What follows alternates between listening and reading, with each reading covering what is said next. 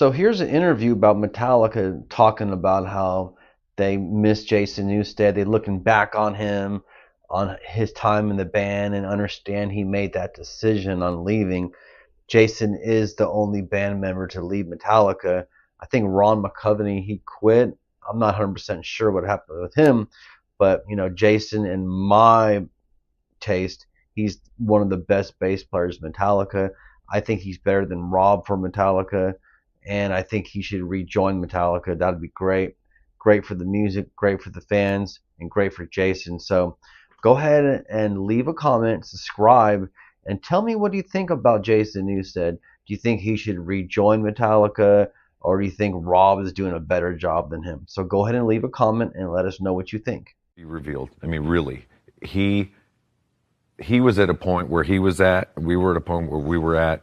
It happened because it happened.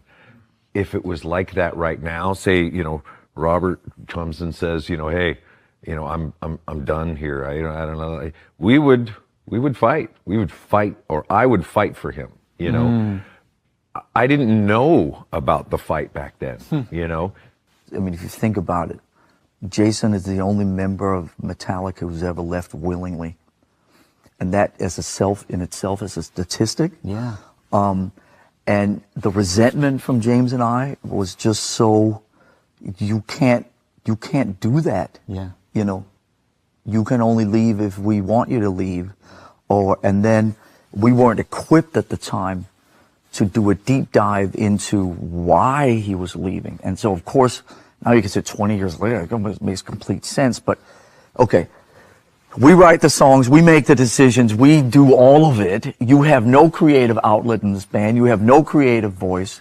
And then when you go and do something that gives you satisfaction and a way for you to express yourself to the rest of the world, then we get fucking pissed at you. And then that resentment then goes to you leaving the band. I mean, that's kind of, psychiatry 101 here. But we weren't equipped to see that side of it 20 years later. So now it makes complete sense.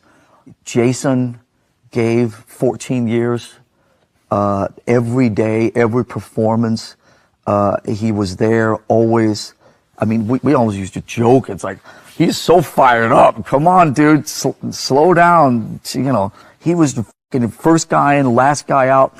He was signing autographs, when we were driving by, waving on the way out of the buildings. I mean, he really was. And I now have finally equipped to appreciate every moment that he gave and we have, I think, so much respect for each other now, so much appreciation.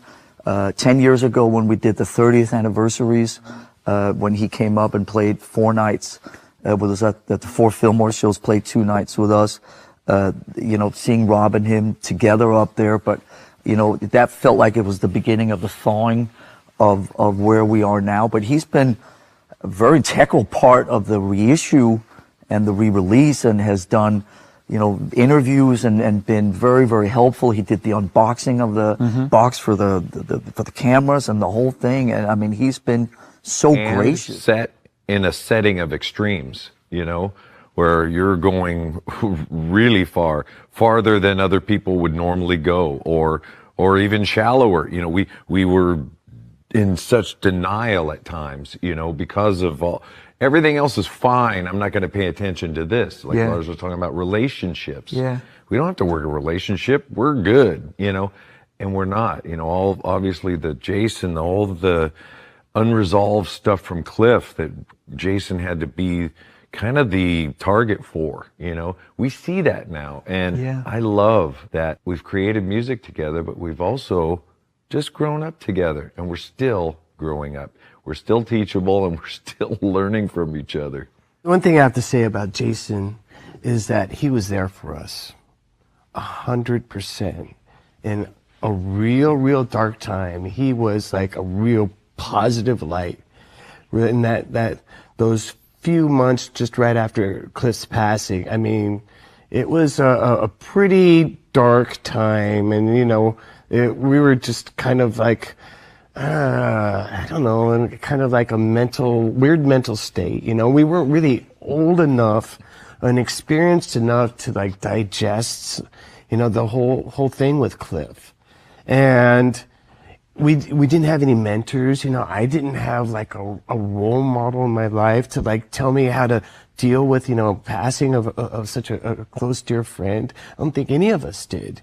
And then here came Jason. He was such a bundle of energy and light and positivity and forward momentum. And we really needed that at that time.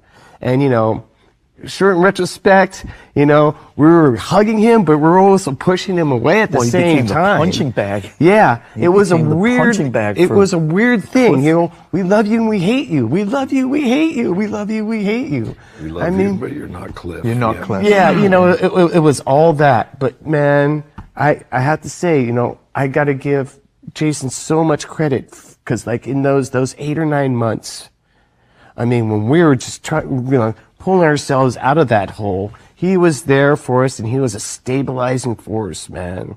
You know, and he was there for us when we needed him.